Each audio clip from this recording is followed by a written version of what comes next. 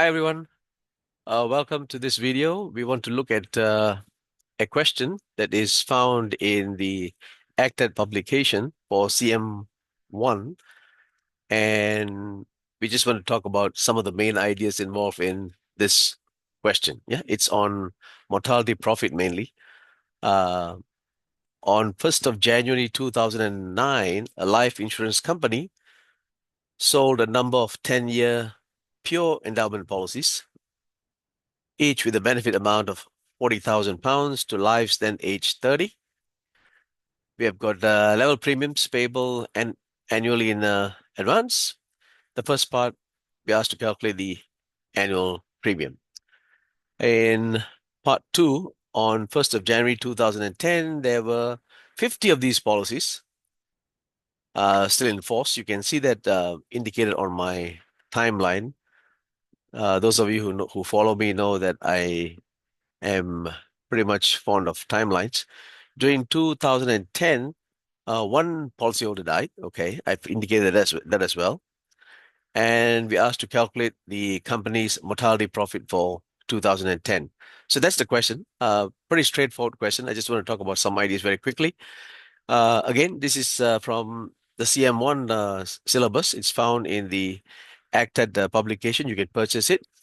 And this, I'm only just, I'm using this example just for a discussion. Yeah. So anyway, um, there's also the elaborate solution provided by the source, so you can also look that up. So the basis, mortality is AM92 select. Careful, it's select. Interest is 4% per annum, and expenses none. That's the good news. Yeah. Okay, great. So my timeline speaks for itself. Okay. So let me just see. Okay, I have indicated 1st of January 2009. I have got, let me put an arrow here. And then 1st of January 2010 and 1st of January 2011. So this is the person who died during 2010. And the person is 30 now. You can see it in the question. And this 50 here is this number here, okay? We've got 50 of these policies still in force, and then one died, right? These at this point, he's 31. At this point, he's 32. Okay, the policy holder. Great. And I think you know this notation. This is the reserve at this point in time. Okay, 2V. Okay, in your life contingencies class, you have studied this as TV, right? And then on the right-hand side, the subscript would have been indicative of the type of policy. Fine. So for the annual premium, right, it's extremely easy. It's just one idea, right? You equate the premium and the benefits, except you're equating the expected present values, right? So I've done it here. On the left-hand side, we have your expected present value of the premium, P8 dot 30 select angle 10, okay? And this is a term thingy. So I have I've worked it out here. I'll come back to that in a minute, right? Again, on the left-hand side, the expected present value of the premium is P8 dot 30 angle 10. This is a term thing. So this is the way we work it out. Remember, we talked about it in my classes quite a bit. Whole life minus deferred. You'll see that here, right? Okay. I'll come back to that in a minute. Let's settle the right-hand side. The expected present value of the benefits. We've got 40,000, a 30 select, angle 10 with a 1 on top because this is a pure endowment. And this is VNNPX. Remember VNNPX? So VNNPX. So this one you can use your commutation tables, okay, or rather commutation functions from your tables. That's more correct. Dx plus n over dx. Okay, so just read up those numbers. I've done it all here for you. Okay, this part here. Okay, this part here. I've done it here. And this is the explanation for a pure, if you can call it an explanation for a pure endowment policy. And use your calculator, use the tables. Careful when you read the tables, right?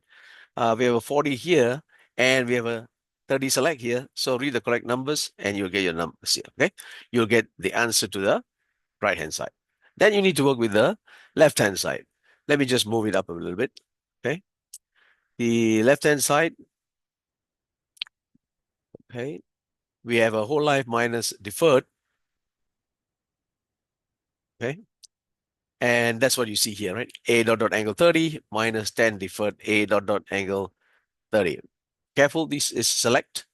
Okay, this is select. So you'll see this thing here, but after 10 years, you have lost your selectivity. So it's just A dot dot 40. Don't forget there's a VN NPX here.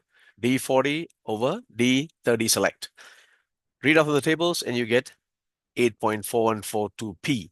You equate this to this. That's why I put a long arrow here. You equate this to this. I've done it here. And you'll get the value for the premium as some number here, 3189.71 and so on. Okay? Quite simple. So the next part talks about uh, the next part talks about mortality profit. So for that, we need, if you look at the timeline, we need 2V. So what I did was, first off, I went ahead and worked it out, right?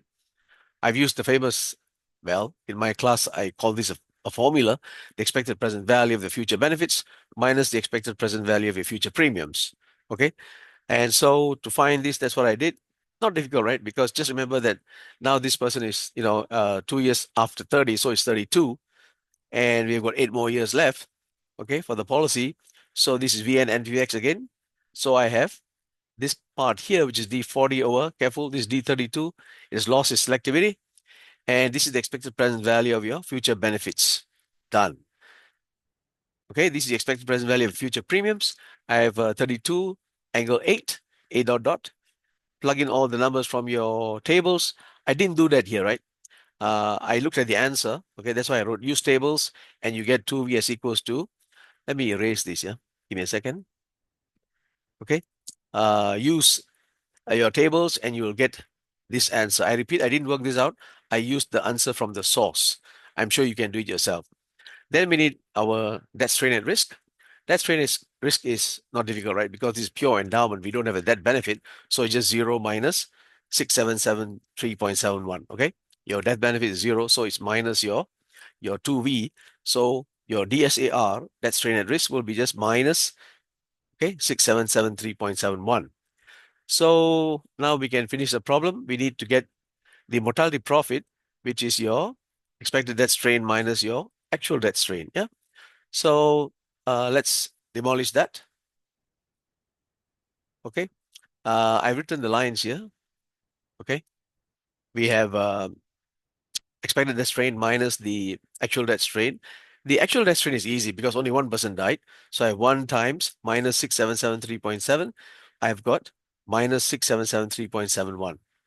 The expected debt strain, the only thing that we need to worry about is the number of policy that we started with and the probability of dying, right? So the probability of dying, I've given it to you here, okay, because we are looking at when somebody is age 31, except that he select at 30. So you select 30 plus 1 multiplied by your DSAR, okay, multiplied by your DSAR, multiplied by your number of policies, okay?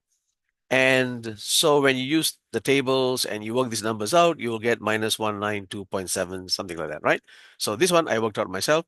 So to get your final answer, mortality profit, just take the difference and you'll get a final answer of 6580.99. I just left it here, 6581. Okay? So pretty neat example for us to quickly revise our mortality profit. And yep, I will end the video here and I'll see you in my next video. Thank you very much for watching.